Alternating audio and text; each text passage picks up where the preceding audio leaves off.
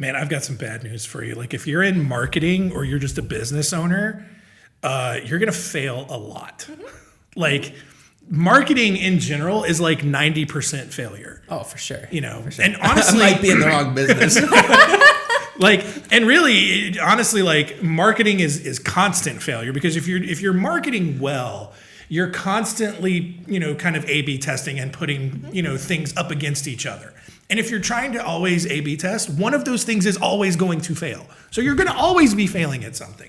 Even at least 50% of the time you're going to be failing. For sure. Yeah. And even as a business owner, you're going to always be trying different things, especially as you're running your business.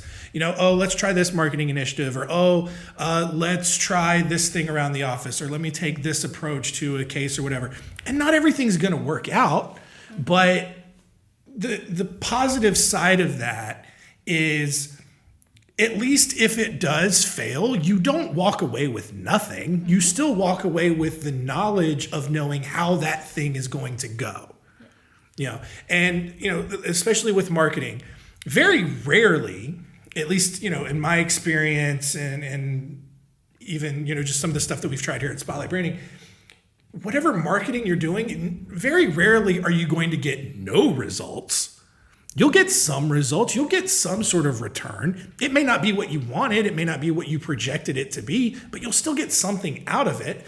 And so at the very least, even if that marketing fails, you're still a little bit farther down the road than you would have otherwise been.